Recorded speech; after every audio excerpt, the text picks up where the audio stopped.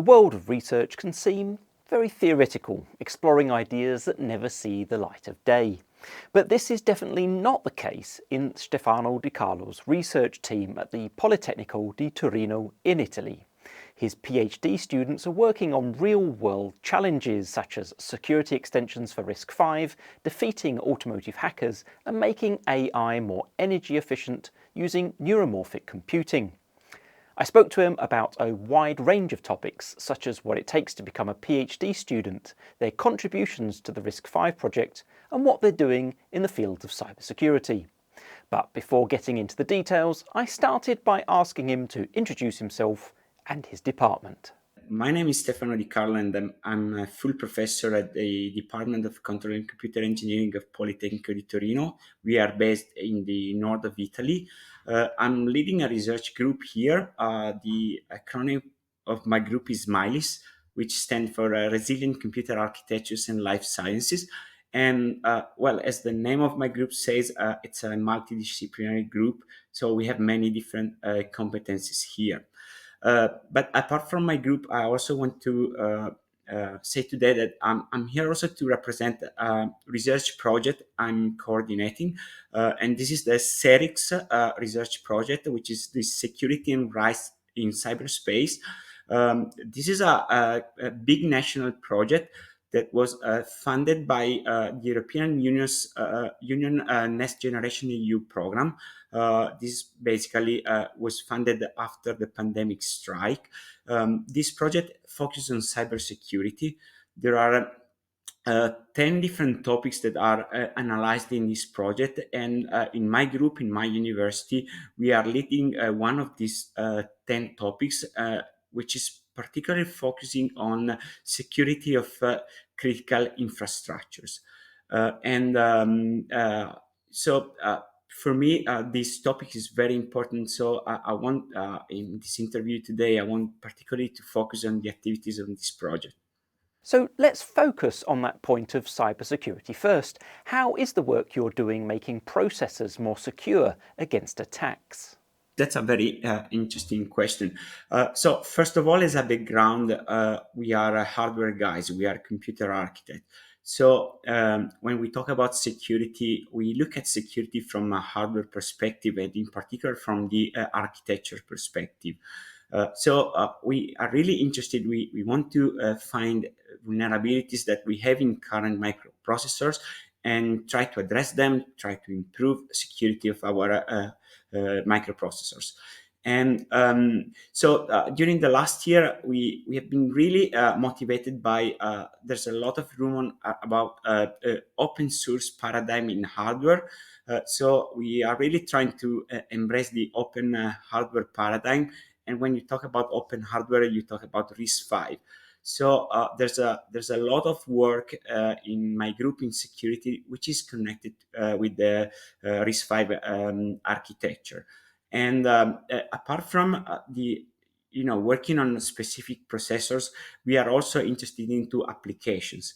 And so we want to see how security in processors can impact a specific application domain, considering the entire continuum from embedded applications to data centers. And we are working on several applications, but in my opinion, one of the most interesting topics I have in my group right now is working on security of the automotive sector. Because there's a lot of hype around interconnected cars, autonomous driving, and there are a lot of security issues there. The openness of the RISC-V project makes it ideal for your area of research.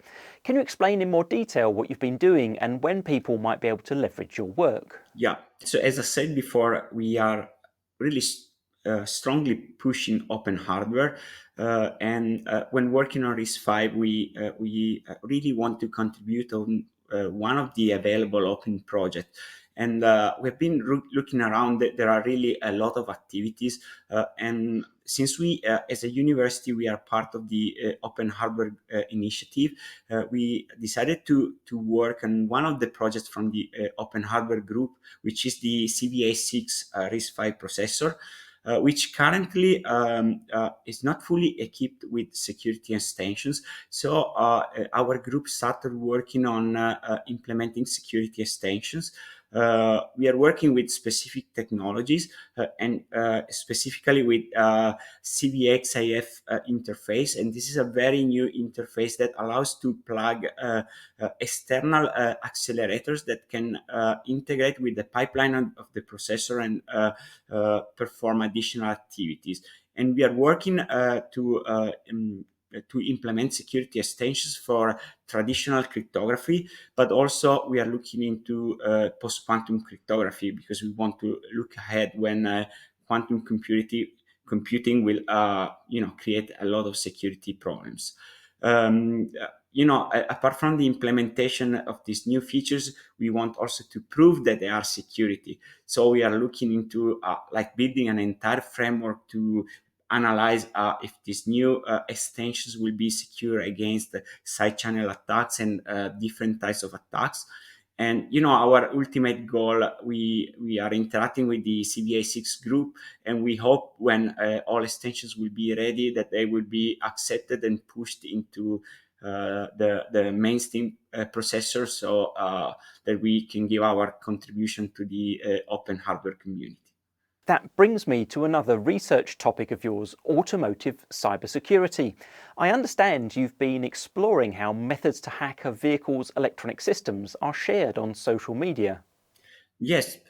So when looking at security in automotive, we started some years ago, and actually this is a very interesting example of problems that were proposed to our group by companies. And initially, the problem for companies was to address the new regulations that mandate to secure new cars, but also to try to secure cars that are already circulating around. So we started looking at security of the internal communication infrastructure of the car, the internal electronic controlling unit, and we've been developing several solutions. But while working on this, we also realized that this sector is very different from security like in the IT domain. And one of the peculiarities, for example, is that in several situations, attackers are, actually the car owners. And this is very different. You think about hackers as external persons that try to breach into your system, but this time is the owner of the system that is trying to breach it in the system. And this is why they want to hack the car, maybe to get better performances. But this may create safety issues, warranty issues. The car might be damaged, and the image of the car company can be compromised.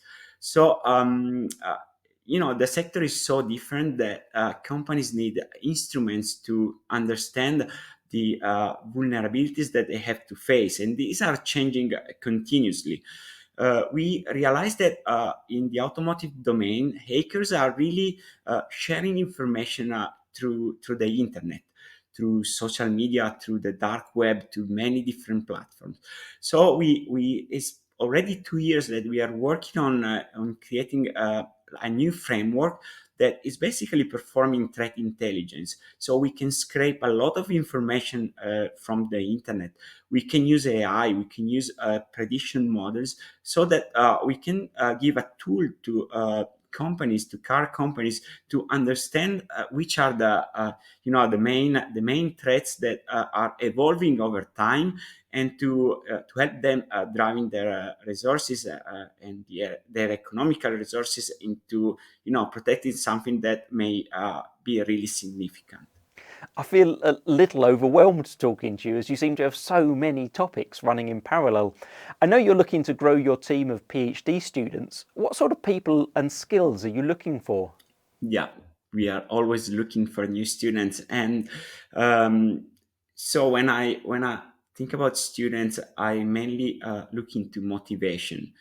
And It's a difficult time for universities at the moment, because there's a very high demand of engineers out there, and it's really difficult to to convince young guys to stay at the university after graduating for additional time to do research. However, my message is that the PhD is also a very important opportunity to grow and to be specialized in a sector. And my team is already quite large. We are right now about 40 members, and it's a very young team. There are a lot of different research topics, and this is also a very good opportunity because a student will be working on his personal topic, but it will be exposed to the activities of all the other members, and it will have a chance to learn technologies that maybe are not a main focus for the PhD program, but they could be useful. And there's another important thing about the PhD program in my institution, differently from other countries. We have a fixed 3 years PhD program. So also in terms of planning your career, you have a fixed time period to work on your PhD, and then you will be free to go out to the market with additional skills. You will be more expert, and I'm pretty sure as a student there are more chances to get a very good job after completing a successful PhD. Personally, I'd love to dedicate some time to a PhD, but I'd also be worried that all that work might never see the light of day. How do you work together with industry to ensure that we can benefit from the results of your team's research? We have really many different ways to collaborate with industries here. When talking about pure research, all our research projects, which are mainly funded by the European Union, they involve a mix of universities and companies. That means during when working on this project, we are strongly interacting with companies, getting feedbacks about problems, interacting with their technologies. First of all, our research is based on collaborations with companies. But then we are also interested in to transfer our research into real products. So apart from research projects, we are actively collaborating with companies in technology transfer research projects, where we basically look into research results from previous years. So something that in the academic community starts to be consolidated, but this is really frontier in when moving to real products. And we work with companies that need to transfer our expertise into new real products. And this is super exciting because you see something that initially is just a very nice publication, and this becomes a real product.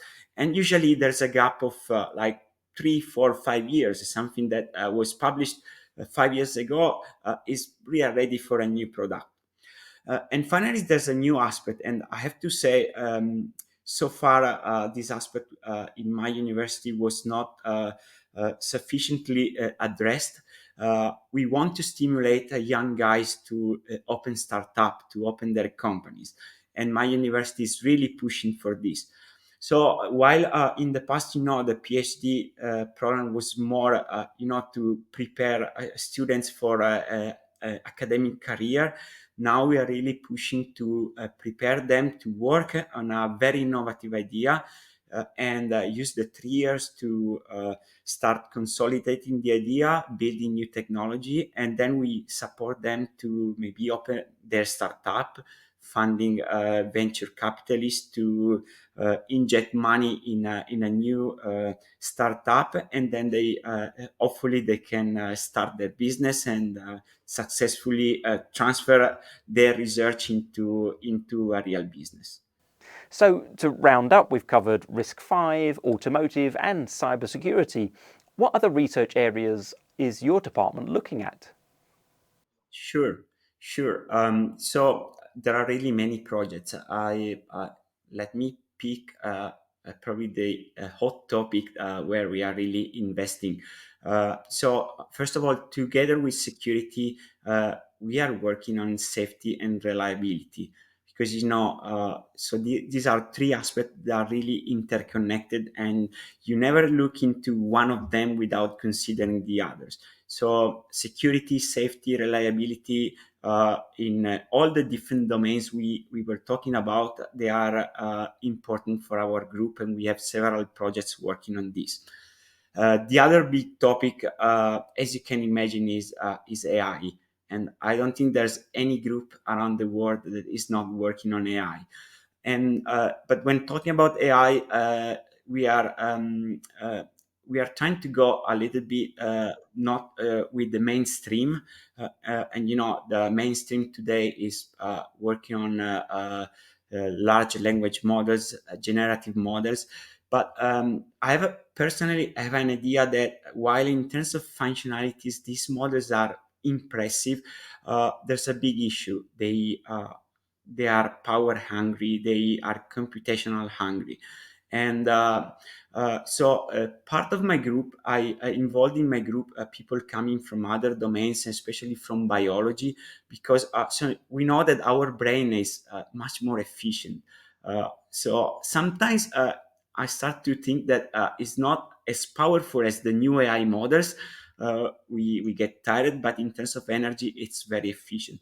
So there's a branch of AI that is called neuromorphic computing that is trying to bring the way our brain works into AI.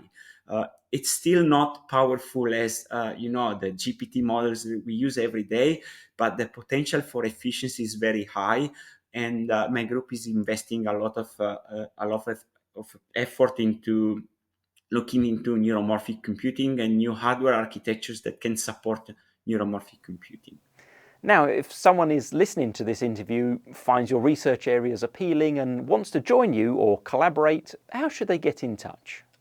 The best way is to drop me an email. I'm on LinkedIn.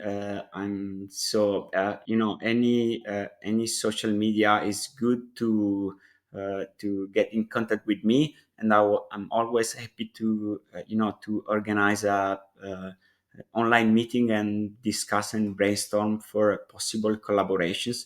To students, I strongly suggest to of course, to get in contact with me by email. But in terms of PhD, our program has an enrollment based on open course that we published twice a year. So I also have a look at the website of the Doctoral School of Politecnico di Torino, where they can find the openings for PhD applications, and be ready for the opening. They have to apply, and the competition is quite tough. There are a lot of candidates, and yeah, in parallel, of course. Drop an email to me, and I will be happy to talk with anybody about possible collaborations.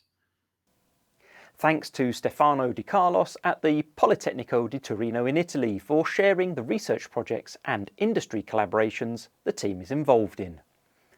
This interview was created as part of the HiPEAC conference that took place in Barcelona, Spain in January of 2025. To learn more, drop by the website hipeac.net/conference for further information about this premier European forum for experts in computing systems.